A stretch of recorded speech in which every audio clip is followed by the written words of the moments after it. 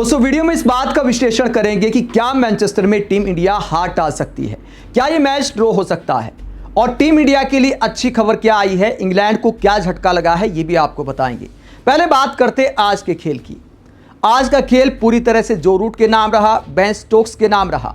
जो रूट ने कई कीर्तिमान बनाए, एक ही दिन में 3 महान बल्लेबाजों को पीछे छोड़ दिया। राहुल द्रविड़ को पीछे छोड़ दिया, जैक कैलिस को पीछे छोड़ दिया, उसके बाद रिकी पोंटिंग को भी पीछे छोड़ दिया सबसे ज्यादा टेस्ट रन बनाने के मामले में। और अब बस सचिन से पीछे रह गए हैं जो रूट। सचिन का जो रिकॉर्ड है उसके फासले की बात करें तो 2500 के करीब रन का फासला है। जो रूट 34 साल के अभी हुए हैं, रन मशीन की तरह बैटिंग कर रहे हैं, फिटनेस की कोई समस्या उनके साथ नहीं है। तो अगले 2-3 साल खेलते हैं तो इस बात की पूरी संभावना है कि टेस्ट क्रिकेट के इतिहास में सबसे ज्यादा रन बनाने के मामले में जो रूट चोटी पर पहुंच जाएंगे और सचिन का रिकॉर्ड टूट जाएगा। इस बात की उम्मीद विराट कोहली से थी, लेकिन विराट कोहली पिछड़ गए और जो रूट फैब 4 बल्लेबाजों में टेस्ट मैचों के मामले में काफी आगे निकल गए। पिछले 4-5 साल उनके शानदार गए हैं। 4-5 साल में शतक की झड़ी लगा दी है। मैनचेस्टर में अगर बात की जाए तो 1000 रन बनाने वाले पहले बल्लेबाज बन गए हैं। इसके अलावा सबसे ज्यादा टेस्ट सेंचुरी की बात की जाए तो उसमें भी चौथे पायदान पर जो रूट पहुंच गए हैं। 38 सेंचुरी उनकी हो गई हैं। सचिन का 51 सेंचुरी का रिकॉर्ड है तो वो भी खतरे में नजर आता है। जो रूट के अलावा कोई बल्लेबाज आसपास नहीं है। अगर कोई सचिन के ये दोनों रिकॉर्ड तोड़ सकता है तो उस बल्लेबाज का नाम है जो रूट। इसके अलावा इंग्लैंड के कप्तान बेन स्टोक्स की भी तारीफ करनी होगी।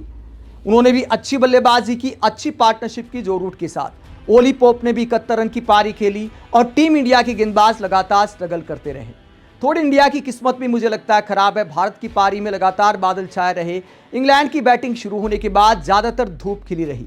आज बहुत कम ओवरकास्ट कंडीशंस थी, हल्के बादल एक आध बार जरूर थे, लेकिन ज्यादातर धूप छाई रही और उसका फायदा इंग्लैंड की बल्लेबाजी को हुआ। पिच एकदम से आसान नजर आ रही थी इंग्लैंड की बैटिंग में, जबकि भारत की बैटिंग में बादल का असर था, ओवरकास्ट कंडीशंस का असर था।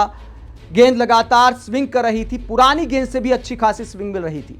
एक तो हालात का फायदा था, दूसरा गेंदबाजी का भी अंतर है। जसप्रीत बुमराह भी स्ट्रगल करते नजर आए। एक विकेट आखिर में उनको जरूर मिल गया, लेकिन वो जसप्रीत बुमराह इस मैच में दिखाई नहीं दिए। काफी दिन का आराम बुमराह को मिला था, बाकी गेंदबाजों को मिला था, लेकिन गेंदबाजी में वो दम नजर नहीं आया, वो एफर्ट नजर नहीं आया। चाहे बुमराह की बात करें, चाहे सिराज की बात करें, चाहे अंशुल कंबोज की बात करें। अंशुल कंबोज तो एकदम से हलवा गेंदबाज नजर आ रहे हैं। खासकर रफ्तार बहुत कम है, ना स्विंग करा पाए, कोई छाप नहीं छोड़ पाए। 2 गेंदबाज तो ना के बराबर दिखाई दिए, एक अंशुल कंबोज, एक शार्दुल ठाकुर। अगर आप गेंदबाजी के आंकड़े देखें तो किस तरह की गेंदबाजी की है अंशुल कंबोज और शार्दुल ठाकुर ने। अंशुल कंबोज ने 18 ओवर गेंदबाजी की, 89 रन दिए हैं, यानी करीब 5 की कौन। इसके अलावा शार्दुल ठाकुर के आंकड़े आप देखिए, 11 ओवर कप्तान ने सिर्फ गेंदबाजी कराई है, 55 रन दिए हैं, 5 की एवरेज से, कोई विकेट नहीं ले पाए। यहां तक कि किसी बल्लेबाज को ठीक से बीट तक नहीं कर पाए। यहां पर शुभमन गिल की भी आलोचना करनी होगी, कप्तानी बहुत खराब की। वॉशिंगटन सुंदर, जिन्होंने पिछले मैच में इंग्लैंड की दूसरी पारी में 4 विकेट चटकाए थे, उनको आप पारी के 69वें ओवर में पहला ओवर कराते हैं।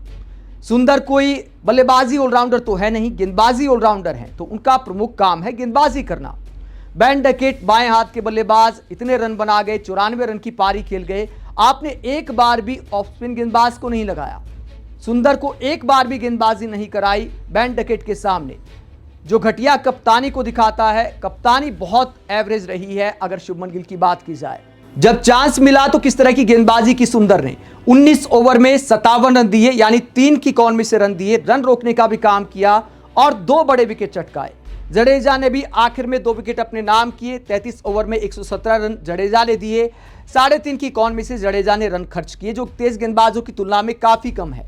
तो स्पिन गेंदबाजों ने असरदार गेंदबाजी की। शार्दुल ठाकुर से अच्छा अगर कुलदीप यादव को खिला दिया जाता तो हो सकता है स्पिन गेंदबाजों की तिकड़ी उछकर जाती। लेकिन अब सवाल ये उठता है कि मैच में उम्मीद क्या बाकी है। क्या भारत कोई चमत्कार कर सकता है? क्या टीम इंडिया वापसी कर सकती है इस मैच में? क्या इस मैच को ड्रॉ कराया जा सकता है? फिलहाल अगर बात करें तो इंग्लैंड की लीड हो चुकी है 186 रन की। 2 दिन का खेल बाकी है। ऐसे में सवाल ये उठता है कि इंग्लैंड की टीम पारी घोषित करेगी या फिर जब तक रन बनते हैं तब तक बनाते चले जाएंगे। दोस्तों, उम्मीद इस बात की है कि इंग्लैंड की टीम जल्द से पारी घोषित नहीं करने वाली। 186 रन की लीड को इंग्लैंड के कप्तान 300 तक पहुंचाना चाहेंगे। हालांकि फासला है 114 रन का, विकेट बस 3 बाकी है, लेकिन भारत के गेंदबाज थके हुए हैं और इंग्लैंड के टैलेंडर जो बल्लेबाज है वो हमारी तरह नहीं है, बल्लेबाजी में गहराई है। अगर अभी भी आप इंग्लैंड की बल्लेबाजी देखें तो कप्तान बेन स्टोक्स 77 रन बनाकर बैटिंग कर रहे हैं।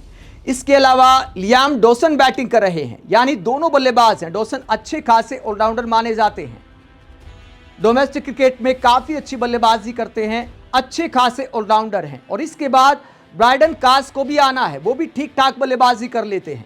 यहां तक कि 11वें नंबर पर जो बल्लेबाज है जोफ्रा आर्चर, वो भी चौके छक्के बड़े आराम से लगा लेते हैं। T20 में आपने कई कैमियो उनके देखे होंगे, तो बल्लेबाजी में एकदम हाथ तंग नहीं है। ये 3 बल्लेबाज अब भी ऐसे हैं कि 100 रन आराम से इंग्लैंड की टीम और जोड़ सकती है। अगर ये लीड 250 या 300 की पहुंच जाती है तो बड़ा मुश्किल हो जाएगा टीम इंडिया के लिए। मान लीजिए कल के पहले सेशन में इंग्लैंड पूरा बैटिंग करती है, 300 के करीब की लीड हो जाती है, तो भारत को आखिरकार कितने रन बनाने होंगे हार को टालने के लिए, मैच को ड्रॉ कराने के लिए, और कितने सेशन बल्लेबाजी करनी होगी? कम से कम भारत को 4 सेशन बल्लेबाजी करनी होगी, तब भी हार बचाने की गारंटी नहीं है, क्योंकि 4 सेशन में भारत की टीम 400 रन बना ले, ये भी बहुत बड़ी बात है। भारत की पहली पारी की बैटिंग देखें और पिच जैसे जैसे अब आगे बढ़ेगी, मुझे लगता है कि इंग्लैंड ने जब बैटिंग की है तो ये पिच बल्लेबाजी के लिए सबसे अच्छी थी, लेकिन इंग्लैंड ने बहुत ज़्यादा देर बैटिंग कर ली। इंग्लैंड की टीम अमूमन इतने ओवर खेलती नहीं है। अगर बेसबॉल के दौर की बात करें तो इंग्लैंड की दूसरी सबसे लंबी पारी है। रन भले इंग्लैंड ने इससे भी ज़्यादा कई बार बनाए हैं, लेकिन वो ज़्यादा रफ्तार के साथ बनाए हैं। ओवर खेलने की बात करें तो ये दूसरी सबसे लंबी पारी है इंग्लैंड की, और कल अभी और बैटिंग करनी है, तो हो सकता है पहली सबसे लंबी पारी बन जाए जब से बेसबॉल के दौर की शुरुआत हुई है।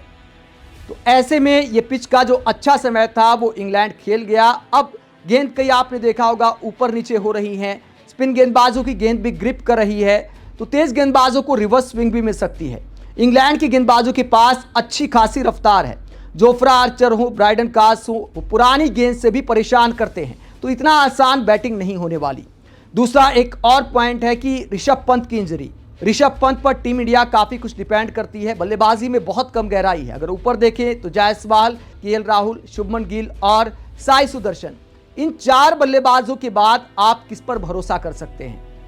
कई तो ऑलराउंडर टाइप हैं। ऋषभ पंत की इंजरी है तो जाहिर सी बात है वो आखिर में आ जाएं तो आ जाएं, आए तो दूसरे बल्लेबाज को और डिस्टर्ब करेंगे, और सिर्फ पिच पर खड़े होने से कुछ नहीं होगा।